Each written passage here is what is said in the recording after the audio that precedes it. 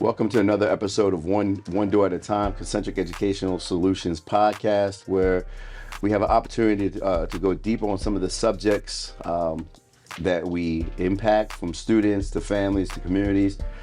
This is episode 3 of our Wayne County SUP series. I'm excited to have a special guest today. It's not just a client, but a friend, a mentor, amazing brother that I've met now going on 10 years. 10 years. 10 years, and looking forward to 10 more years. Yeah. It's been a great journey.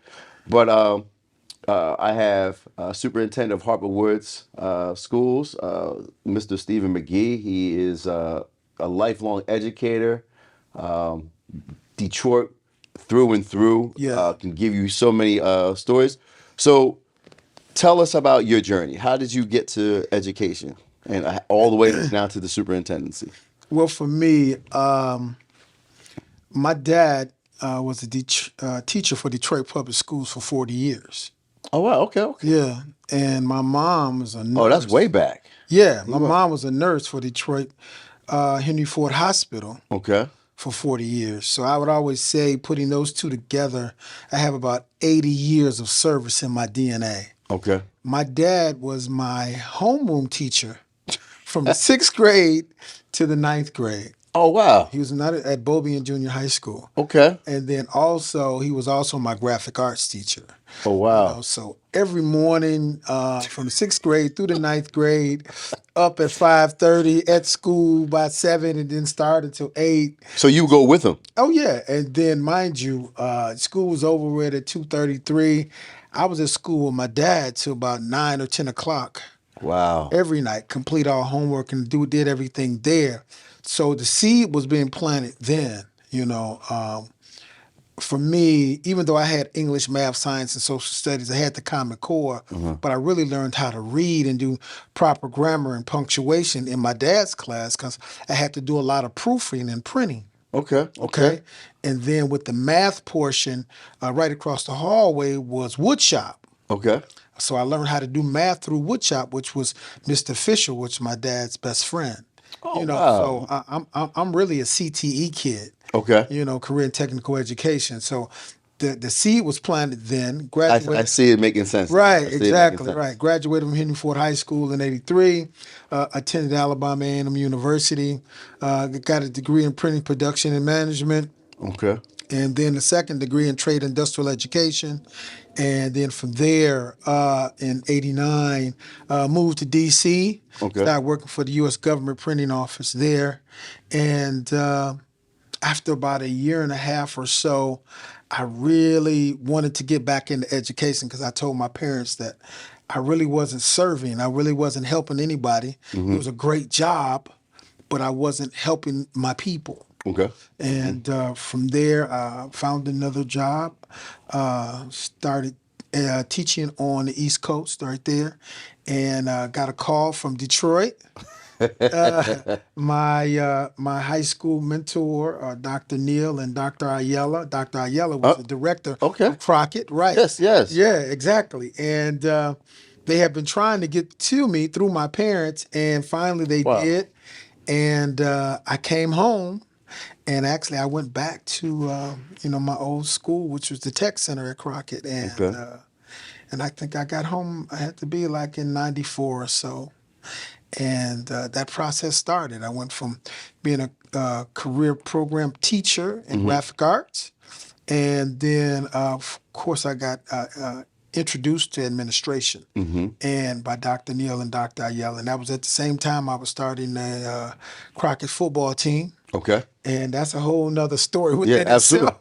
But, completed the Assistant Principals Academy under DPS and then became assistant principal at McKenzie High School under Mr. Bonham, your frat brother. Yes. Yes, exactly. And there for 3 years, Mr. Bonham, unfortunately, he got sick. Okay. And he recommended that I become the acting principal. Became the acting principal there at McKenzie. And the building did close, but I got that level of experience in running the building. And then from there, went from McKenzie to Frederick Douglass with your other frat brother, Van. Sean Van. Yep. Sean Van. And had a year there. But within that year, I was recommended to go to the Principal's Academy under Dr. Calloway. Okay. And I became principal at Osborne the following year under these three school design, a school within a school design. Yep. Right. That's when they were breaking them up, right? That's when they were breaking them up. So I was able to implement that at Osborne and with the assistance of Miss Appling. And that was really her project. And I was there for a year. And after that, that's when the emergency managers process came in with the state. Was it Bob or? Mr. Bob. Yeah, that's right. It was Bob. So I was one of the, I don't know how many principals that interviewed, but I interviewed appropriately and successfully, and I was offered another job. Okay. And the job that I was offered was to become principal at Central High School. Mr. Bob and Dr. Coleman. Dr. Coleman actually recommended me for the position because of the gravity of the school in terms of the area that it was in, but because of, the culture and the climate and the difficulty, of that particular era. And I became principal at Central and did pretty well. We came out of the bottom 5%, right, which was pivotal at that time. We had multiple gangs and everything within the school, so which is interesting because Central is one of the oldest high schools, correct? Central is one of the oldest high schools in the state of Michigan as well as in America. Okay. It was founded in 1858, and Central and the state's capital at one time was in the same building. I didn't know that. At Old Main, Okay. at Wayne State. Okay. Exactly. And then the capital moved to Lansing, and then Central moved out of Old Main at Wayne State, then moved to its current location, where it is right now. Because it has a lot of famous alumni. A huge alumni base. Central is one of the most famous high schools in the state of Michigan and in America. And it was one of the first high schools to implement curriculum ever in America.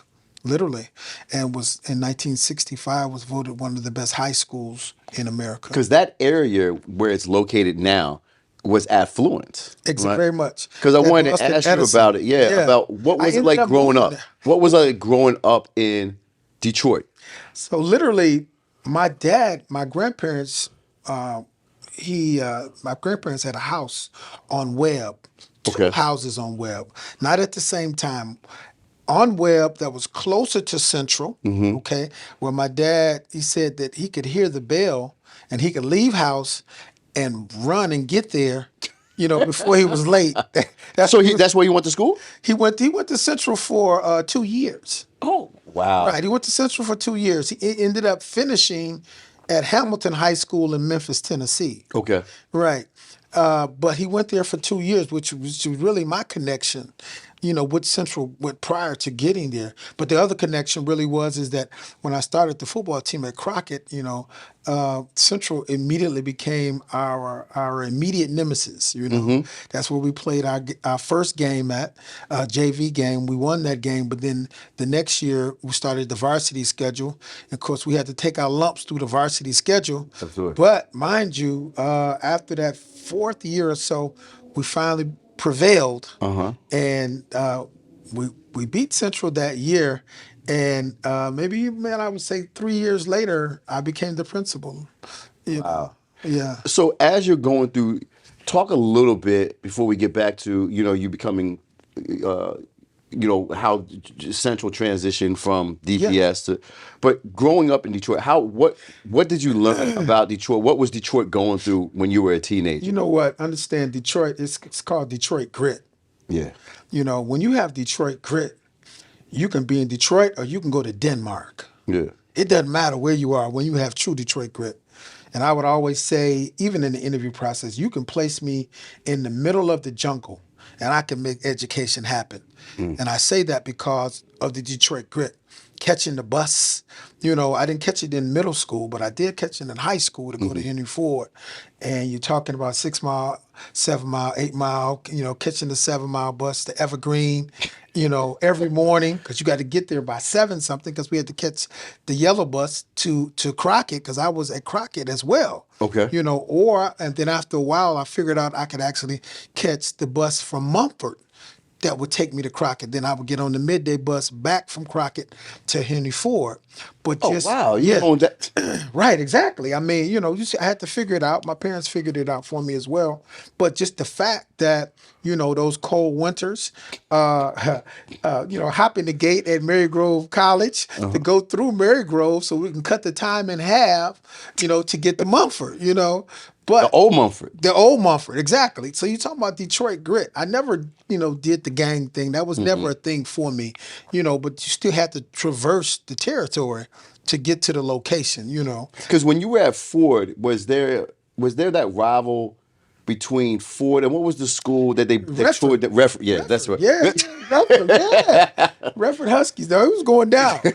Literally. I mean, that was our rival. And I played football as well, And I had Coach Ford, and he was a baseball coach. But my high school coach was Coach Hoskins, which he's actually getting ready to go into the Michigan Hall of Fame Huh.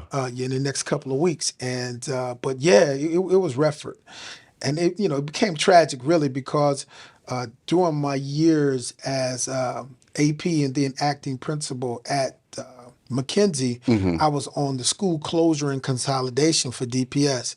And one of the schools that unfortunately, we closed, from the declaration from downtown was Redford. And going into the schools and just seeing how schools were very vibrant and then the life was taken out of those schools. Because you had like Redford, Southwestern closed, Southwestern closed, Redford closed, Cooley. Cooley closed, and my dad taught at Cooley for 20 years. He was at Beaubien for 20 years, and he taught at Cooley for 20 years. So to see the life taken out of those schools, and then actually the summer that I became an assistant principal at Frederick Douglass from being acting principal at McKenzie, McKenzie closed. So I was also a part of that process. And it was really a hard process because you knew the legacy of the schools. You knew people who had went to those schools, traversed the schools, graduated, and then we were closing the schools and it was a hard time because the alumni of the schools were fighting for those schools to stay open. and it was similar that of Central, but Central had enough leverage and gravitas I was about to say. to maneuver. It was on the list? Eventually, at one time, it was on the list. Okay. And they fought and it was removed from that. That process of shifting from, Detroit Public Schools to the EAA and all of that in between that was a dark time. So talk to me a little bit about where was Detroit? You graduated 83 high school? 83, yes. What status or what was the state of Detroit then? And then you go away to college. Yes. You're doing work in the DC area, and then you come back from 83 to when you came back in 94? I came back in 94, yeah. Tell us about what Detroit was when you left and then when you came back. Detroit, really for me, I was an A and B and C kid, meaning I really wasn't out there hanging out, not at all. I went from my house on Marygrove to my aunt's and uncle's house on Biltmore and 7 Mile with I was the only child, so I hung out with my cousins, my cousin Andre and Ann and Nishi and Eric, on Biltmore, and my aunt Dorothy, and she passed last year, and my Uncle June. And, that was my family, Of course, my mom and my dad, they were an integral part of my family. But for me to kind of, begin to grow, I spent a lot of time there. Then also in Highland Park, right there, with my other aunt and uncle. Which I never understood when I first got to Detroit in 2010, and we're driving down Woodward taking a tour. They were like, "Yeah, now we're going into Highland Park. We'll be out in a second. We'll be back." Right, exactly. And I Listen, said, "What listen. I begged my dad to go to Highland Park to be a polar bear, and he's like, no, the-" nope, nope. You know, he had a plan. My dad had a plan. You know, I didn't know the plan. Okay. You know, but you know, but he kept me straight. You know, and the plan worked out because literally in the sixth grade, he told me, he said, "Hey, you going to Alabama A&M?" And I said, "Okay." I didn't I didn't say no, and everybody was talking about Michigan and Michigan State and Central Michigan. We're going to Ferris, and I got those letters, with my counselor, but I was waiting on one letter. And the one letter was from Alabama A&M. And when I finally got it, I gave it to my dad. He was like, "Okay, let's go." And that's how it worked out. In '83, I graduated, and that June, mid-June, I was gone. I had 2 Foot Lockers. They took me to the Greyhound bus station, and I ended up, getting on the bus and ended up in Decatur. That's how you got down there. You took the bus? Took the bus. Wow. Got to Decatur, Alabama, where my family was, which is 24 minutes from A&M. Okay. But my grandmother was there. My 3 uncles was there. My mom had 10 sisters. 8 of them were there at the time, and I had cousins that were there. Okay. So they met me at the bus station, and I stayed at my grandma's house for a while, then my uncle's house. I can go in between because I was going back and forth, during the summers. So I was very familiar with my family from the 6th grade, probably from the 3rd grade on, actually going back and forth to Alabama. So I knew everybody. And but my uncle took me up to A&M as a freshman, and took me at night at one time just so I can see it. And when you see A&M at night, it's on Normal Hill. Okay. It's like a huge city. Wow. And when I saw that, I was like, wow. Then a couple of days later, they took me up there to get registered and dropped me off, and the process, began. I became a Bulldog, and those 5 years, I ended up with a double major. Okay. And when I graduated in '89, that's why I pledged that. I pledged Nu Epsilon chapter. So the reason I wanted to go back to that, because anyone who really knows you knows that, 1, you don't bullshit. 2, you're intensely loyal, and about brotherhood. And, talk about that in undergrad, what you learned, and then what I see as so essential to you is Omega Psi Phi and what that embodies. Well, literally, I remember being a freshman, and we was in the middle of the campus on the yard, and they had this thing about being Alabama hot. It was Alabama hot that day. It had to be 100 degrees, literally, and there were, a good number of students in the middle of the yard. Had to be about 1,200 to 1,500, just right there. And they had like these little ice cream socials. They were giving out sundaes and ice cream because it was so hot, and water and pop and things of that nature, And I remember just walking down the campus, and I saw the bros on the rock. And there had to be about 10 or 12 bros on the rock. I'm calling them bros, but so at the time it was just the Q's because I wasn't a part of the affiliation of the fraternal affiliation at the times. But they had on the dark shades, man, and the hair was bald, and some of them had on a suit, others had on shorts. It was hot, but had on gold shoes, gold boots. Oh, even back then, right? Man, it was going like literally. Then I looked up. And it was so many people in the middle of the yard, trying to traverse through and just, I'm getting my bearing. I'm a freshman. Yeah. And then I look and I hear the bros and like, oh yeah, the dogs are back. And they started walking down from the rock to the middle of a campus because it was on a hill. And the hill, they were coming down. And those 15 to 2,000 people, they just opened up like the Red Sea. Wow. And they walked in the middle, and they were consumed. They closed up, and all you heard was them just started calling a march and started barking, and the show hit. I couldn't see because it was at ground level. I remember hopping on a telephone pole. They had the little the risers there, and I looked over. and I could see him setting out the march, and the reaction of the crowd and the respect of the crowd. I was like, wow. I had never seen that. Hey, did you know about frats growing up? I had no idea. And that's the thing, is like all of my sayings, I end up pledging crossing my junior year, but I started my sophomore year. And the name of my line is called the 34. Okay. The 34 MFs. Okay. I can say many friends, but we know exactly what that was. Yeah. But out of my 34 sayings, at least 30 of them knew when they were in high school what they were going to pledge, because they were from down south. And they had those fraternal and sorority organizations that were helping to sculpt who they were at an early age. And I was one of the only one on my line who did not have an idea. But when I saw what I saw that day, I knew. I hopped off the pole. And the telephone pole ran back to my dorm. I was standing in Morris Hall. We didn't have no cell phones then. I had to go in my room and get about 4 quarters.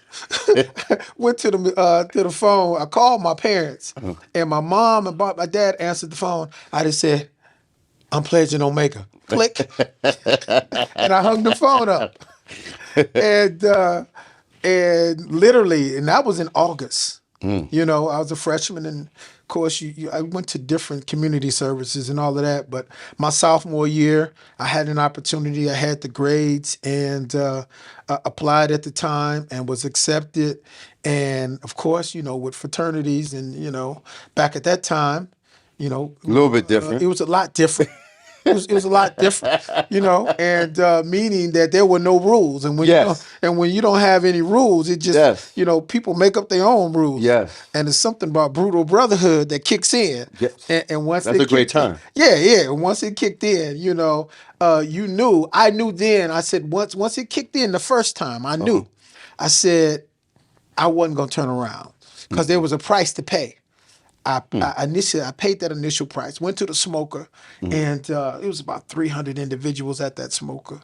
It was very intimidating. It was at CCS, and you get there and, you know, to see guys smoke, and, you know, the brothers on the stage giving the state of the fraternity and its origin and talking about the founders, you know, Just Love, Cooper and Coleman. And somebody walks to my ear and they said, it was Aristotle. He said, "The sun just went down in your life." I was like, what? I didn't understand what he was saying. But at the end, you know, we were thinking you're getting ready to go back to the dorm. Me and my roommate Castus, and before we got out the dorm, it was like, "Come on with me." Got motion, ended up in a car. You know, the smoker was done at 9 or 10. I didn't get back to my dorm until about 3 or 4 in the morning. Wow. After that, I said, I'll never turn around. And, you know, we ended up pledging for about 6 weeks. The line got dropped. And but you still had to carry on your academics, your studies. Everything did not wane, because you're talking about Omega. It's manhood, scholarship, perseverance, and uplift. Okay, that of manhood that you have to have the courage to see it through, and scholarship is what maintains you. That's your trajectory. The perseverance that you stand tallest when you stoop down to help others. That's where that's where that loyalty is. You know, that you stand tall when you stoop down to help others, and you uplift as you climb. And you know, and that uplift portion and just continuation of that process, and just that became the foundation of education for me. You know, and that's what I see. So like you brought that. So you come back now. Now you're in Detroit. Yeah. You're an administrator. Yeah. Talk about that switch from DPS, when you were in DPS, to now going into the EAA, where we end up meeting. Literally, the EAA piece was a shock. Did y'all see that coming? We heard about it. Okay. But of course, now being a superintendent, I could see what happened. Because you know, because there's always a plan afoot. Yes. And unless you're sitting in the room at the table, you don't know until it's being carried out. Gotcha. Yeah. You know, so it was big, Citizen plan. right. So I remember, two individuals coming to my building at Central after I had been appointed as principal by Mr. Bob and Dr. Coleman, and had been there for about 2 years or so. And two individuals came to my building. I'm not going to mention their names. Uh-huh. And they told me who they were, and they said, if you want your job, you need to reapply for it. Oh, these are people we both know then. Oh, yeah. Yeah. Yeah. I know And I was like, wow. And honestly, we had come out of the bottom 5%. And anybody that knows that in education, when you come out of the bottom 5%, you've done a tremendous amount of work. Yeah. And I felt like at that time it was a slap in the face. And I remember a friend coming to me and he said, hey, you need to reapply, man. They really need you. And I was like, my ego had kind of gotten in the way because of the previous statement a couple of days before. And I had to think about it. I thought about it. I applied. It was a very long and arduous, tedious process because because that was the first time I had heard of Zoom. My first initial interview was with the Harvard School of Education. Oh, really? Okay. Yeah, through Zoom. And they set it up, and I prevailed through that first phase, that stage, and then from there, the second stage was an all-day interview process from 8 o'clock in the morning at the Cadillac Building till 4 or 5 in the evening. Got to the Cadillac Building, went into this room, and there were other individuals that were interviewed. We were given an iPad. We were being introduced to the Danielson model, but it was being introduced through a digital format on the iPad, and literally you had to evaluate teachers. And we had never done that. The evaluation process was in person. It was never digital. Yeah. So there was a huge difference. So I'm going through that process, traversing it for the first time, and then they score you on it. You get a score, and after you get a score, you go through a reflection period, and then they come back and tell you what your scores are. And then then you move to another phase. Damn. Literally, after lunch, I went into the last phase at about 1 o'clock, and previously they'd given us instructions. We wanted you to put together a PowerPoint to present to a body of interviewers and how you would run a school if you were given a position. It's finance, communication out to parents, instruction, teacher non-instruction and instructional relationships, dealing with the physical plant of the building itself. So all of the areas that were pivotal to becoming a leader, okay? And that, of course, more so than curriculum, primary. And I wasn't the best in that of typing and manipulating software and, in the technology piece. And so, but a lot of individuals that were around me, and most of them were ladies who had that level of experience, they were able to put together the PowerPoint. Yeah. Right. So I just had to go back to what I knew. I went and got 2 long pads, yellow legal pads. I went into my corner. I took each one of the topics. I dedicated 2 pages to each topic. I had 10 pages, literally. And when my time came, I went into the room. I sat down at the table. There were 5 individuals at the table, and Dr. Covington was one. Yep. Mr. Winfrey was another. Yep. There were others that were there. Rest in peace. Right, exactly. Rest in peace. Good brother. My man, yes, Mr. Winfrey. And literally, they said, where's your PowerPoint? I said, pardon me, but I don't know how to put a PowerPoint together. And they all looked around. But I looked at them with that level of grit from Detroit and that tenacity that had formulated, when I pledged. But I know how to run a school. And I flipped that pad over and I hit every topic. At the end of it, they flipped through the pad and they said, offer this man a contract. And the next day, I get a Mail Courier FedEx package. I opened it up. It was the offer. Wow. And That's how it started. The transition from DPS to the EAA, and I was fortunate. I was able to keep my building. I was Yeah. able to Yeah. keep Central, Yeah. which was pivotal. Yeah. Because the work had been done. Yes. Now I was just transitioning, into a new system, and anybody knows anything about the EAA and Central at the time, that it became a primary building in that process for professional developments Yes. Yes, it was. Yeah. and that was because of how the building had been kept, the leadership in the building, my team that I had, and the progressions that we had made academically, but also the community itself. Being on Linwood and Tuxedo, it's a special place. Yes, it is. But I was told, by other superintendent too, Mr. Fobbs and Dr. Sneed, they said, son, if you can survive Linwood and Tuxedo, you'll become a superintendent. And guess what? It happened.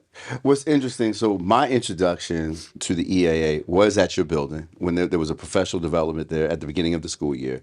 But a funny story about Linwood Dexter is I remember I was asked to go get some pizza from the Little Caesars at the shopping center where there's Foot Locker. Yeah. And so I'm up there, and I'm green to Detroit. And so I go order the pizza from Little Caesars, but then I go right to the Foot Locker as I'm waiting. And I end up getting a pair of Kobe's, I remember, right? And I'm dressed in a suit. I pay for it. There's not too many people in the store.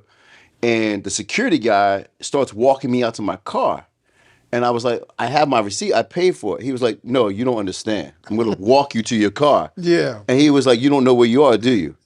He was, and like there was somebody, someone had got robbed at the KFC.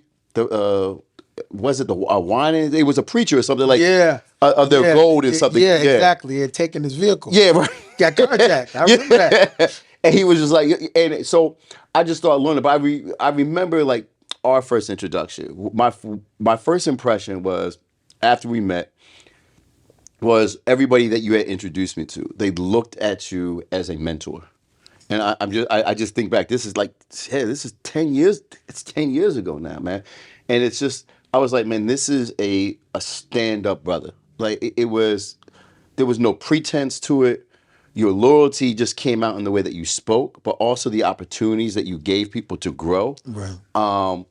And just being with you in the EAA through all those years, just the conversations. And I was like, man, this is a brother that I can learn from, who got me by a couple years, pledged a different fraternity. However, and I say this, and I gotta reiterate it.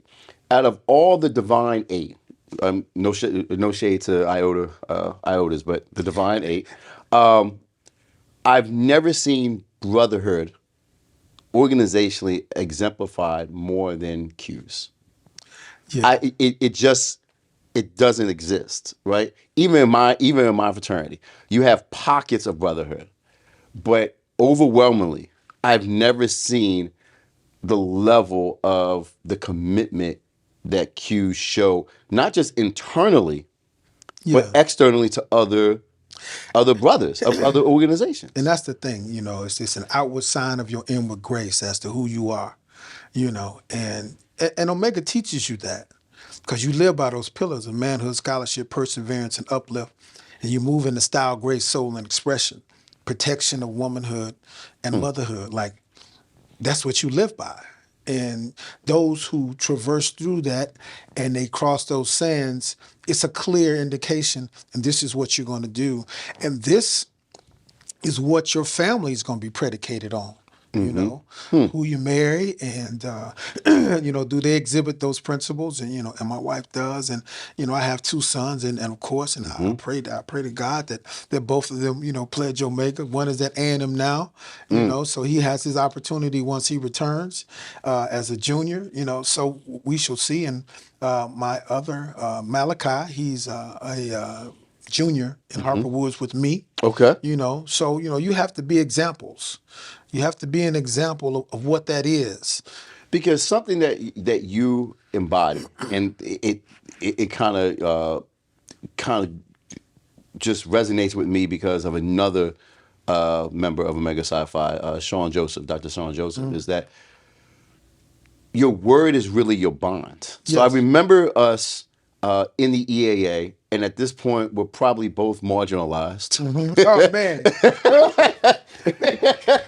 We were look here. At that time, we had been relegated to a room. Man, look here. And that's the thing about your faith in God, but also the fact that you pledged because they challenged your manhood. Yeah. We were a room. There was three of us in Look, one there was room. three of us in a room, relegated to a room. You know, and every day we were in there just complaining, but what we were doing, we were venting and releasing. Yes. You know, because we had knew what we had been cast into unjustly, unfairly, you know, but it was what it was at the time. But what it does is that, and I know at this point is that either you're coming out of something, but you're going through something else. And that process we were going through, but it prepared us for where we are right now. Because you said, I'm going to get my shot. I remember you said, we were sitting at a round table, you said, I'm going to get my shot. Yeah. And when I get my shot, I'm going to get my shot and show. Yeah. And I was like, yeah, because I'm going through it too. And you said, I know, but when I get my shot, you will get an opportunity. Yeah. And one of the things that you have always done is your word is your bond. I remember the conversation with Sean, and Sean went from Prince George's County to Nashville. He said to me, I need a year to understand what I'm doing and what I'm experiencing. And then if it's a good fit, I'm going to give you the shot and hold you accountable. And in 1 year, he followed back up. Right. You did the same thing. Like you have that integrity, and as you're in your what year now in Harper Woods? This is I'm going into my 6th year. And in August, it'll be my 6th year, which is crazy because, the average length of a superintendent is 3 years. And the African American superintendent is 1.5, literally. So I've been blessed. I've had a great school board. The board that I have now is the best that I've had because we talk, we communicate, we have multiple lines of communications, and they believe in the vision, what's been set. And talk about that. Talk about when you got the job. Yeah. What you thought the superintendency would be, what you learned it actually is, and I do at the end. I want you to highlight that the amazing center that you have, which is the best that I've seen in all my travels. So what was it like, what you thought to what it is and what it looks like going forward? Listen, as a superintendent, you are a politician. Mm-hmm. I never wanted to be a politician. Mm-hmm. I wanted to go into the situation with my head down and get the job done. Mm-hmm. Okay? But it doesn't work like that because you're dealing with people. Mm. When I say that, you're dealing with unions, you're dealing with community, and you're dealing with children, you're dealing with family, you're dealing with that of businesses and commerce. So mind you become the face of the district, just like with a principal. I can say this about the EAA. DPS taught me how to be a good principal, okay? But the EAA taught me how to become a good superintendent. That prepared me to become superintendent in Harper Woods. When I first came to the district, we had 1,468 students. Now we have a little bit more than 2,700. So we've grown exponentially. I was able to, through the authority of the board, to open up a brand new middle school. Yeah. The middle school, when I came, was inside of the high school. We had 240 some odd kids. And we moved into a brand new building, which was Triumph Church. And then we were able to garner a lease through Pastor Ken Locke. And we got a long-term lease. And 6th, 7th, and 8th grade, and that went from 248 to like 4, at its max about 425 or 450 or so. Okay, and all of this began to happen within 9 months. I say this because I promised my board that we were going to open up the CCI Center, which is the College and Career Institute, which used to be it was Eastland Produce. It was a market. And Circuit City. Yeah, at Circuit City, right. And I remember the first time that I went in there, it was a grocery store, and it had freezers, empty freezers, but it still had lanes of food and pop, and that was still in there, but it was abandoned. And I remember when I went in there, being, one of my skill sets is that I'm a visionary. Yes, absolutely. I can see it. Yeah. And when I went in and I saw it, I took out a napkin and I just sat down and I started sketching.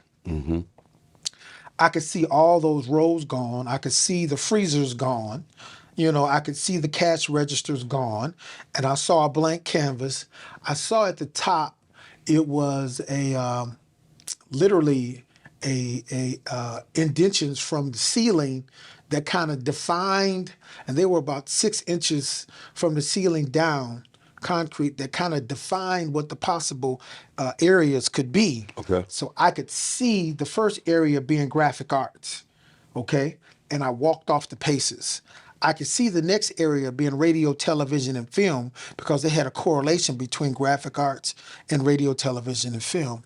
I could see the next area being computer systems networking, okay? And then the next area over would have been cybersecurities, right? Literally on the other side is where we were going to put the culinary arts program. So mind you, the only thing that shifted was the culinary arts program, because the actual plumbing and the water where I wanted it to go was located on the opposite side of the building and would have cost more money to keep it in the original location. So they shifted that in the drawings through Grafari, which saved us some money, and we were able to put that on that side. And within that 9 months, from that February all the way up, I remember taking my board into the middle school and taking the board into the new central office. And then I took them into the CCI Center, and that was incomplete.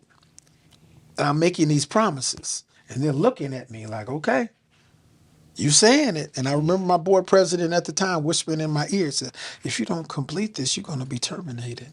And I said, okay. And now 5 years later. But listen, it's, CCI is, like you said, it is, I can't talk about it because I built it. Yeah. It should be a place that every district, whether close or far away, should come and visit, because it doesn't just take the premise of what you're trying to do. It's a physical building that students can gravitate and come to. Yeah. So what's next for you? Listen, so we are literally, I had an opportunity yesterday to sit down with Senator Camilleri. He's over the Appropriations Committee for Education for the state of Michigan, he and his assistant, which is very exciting for us.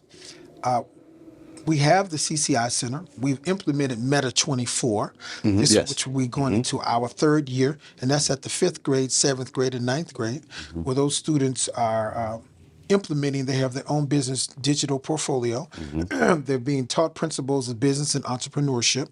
They're actually having hands-on projects, collective projects, where they are producing items, and we've infused the English and the math and the science, the Common Core, into the process of the products that they're producing. We're shifting their mindset from being a consumer of goods to a producer of goods, which we know that's a mindset. Absolutely. Entrepreneurs are born, but they're also developed. Yes. And the thing is that with our people, when it comes to that of generational wealth, we don't have any. Very true. Yes. We don't. Our counterparts, the average household wealth is 178,000. In the African American community, it's about 10,500. Great disparities. Yeah. Okay. So we're talking about from the generations from elementary on up, that we have to create generations of individual students, because students begin where we end. Okay, and in that process, that they are becoming producers of good, not just consumers of good. Okay, but we're also implementing this of what we call the opportunity bridge. Okay. And that's going to start in the fall, and that's through collaboration with practitioners in the field, post-secondary educational partners, our school district, and our union, the HWEA. Okay. And that we have real estate agents and brokers, insurance agents, and financial consultants will be teaching side by side with our teachers in the fall. And those are primary areas where students can get a certification as well as a state license. Wow. Okay. So those kids, so construction trades will open in the fall. We're going to concentrate on small homes and container homes. So as they produce those and construct those small homes and container homes, the kids in real estate, they're going to sell those homes. Wow. So it comes full circle. W.E.B. Du Bois talked about the talented 10th, those individuals who have an opportunity to go off to college. Okay. You want to go off to college? Yes, but you need to go on a scholarship. You don't need to go and be in debt. Yeah, absolutely. And so but the average debt is over $100,000 if you don't go on a scholarship. Absolutely. So I use a football analogy that from 0 to 25, that's through elementary, middle, and high school, and then through college. Okay. At 26 to 50, if you have that $100,000 worth of debt, you spend the next 25 years trying to come out of debt. That $100,000, purchasing a car, that condo or house that you buy, you added another couple $100,000 because you're going to purchase a house, you're going to have a family, those things. Okay, that debt becomes insurmountable. The average life expectancy of an African American male is about 74. A female is 77.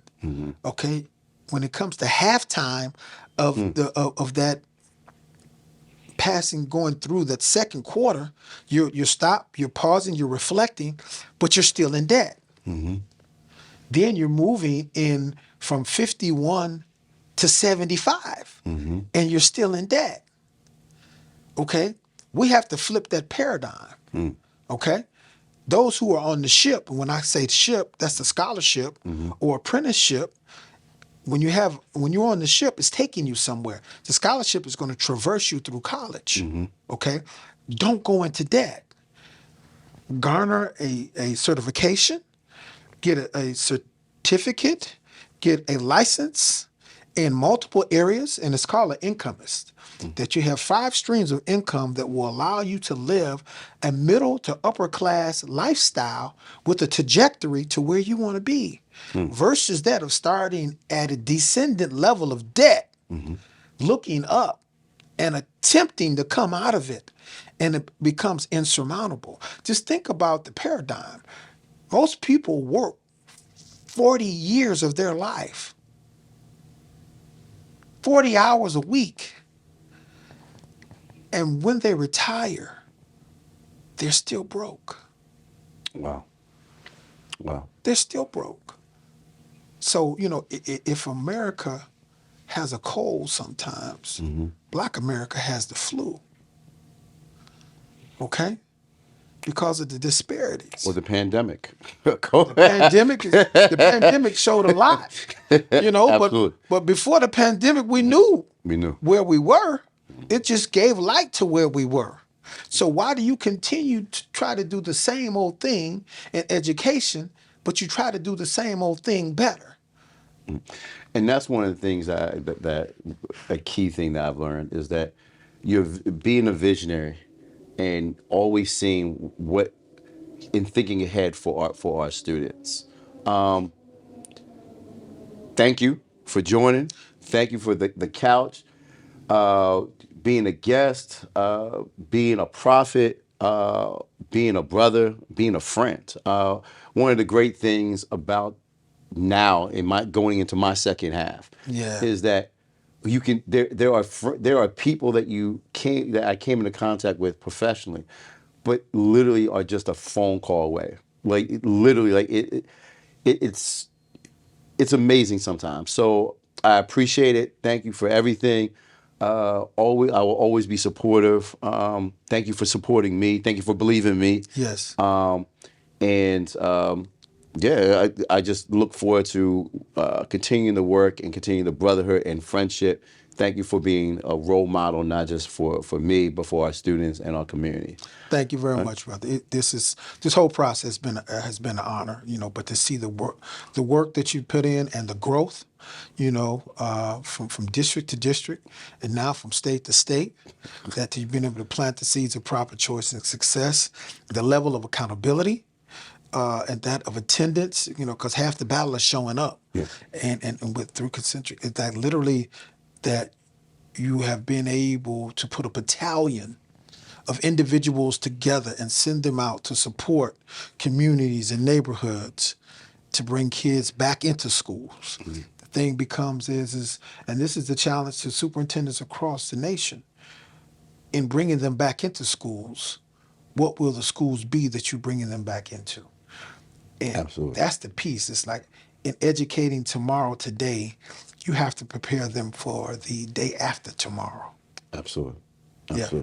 My friend. I appreciate you, good brother. Yes. Always. Yes. Thank you for joining us for another episode, One Door at a Time, Wayne County Superintendent Series, episode number 3. You can catch us and look at us and follow us as usual at concentric.world. Yeah. For all of our social media and content. Thank you and have a great day.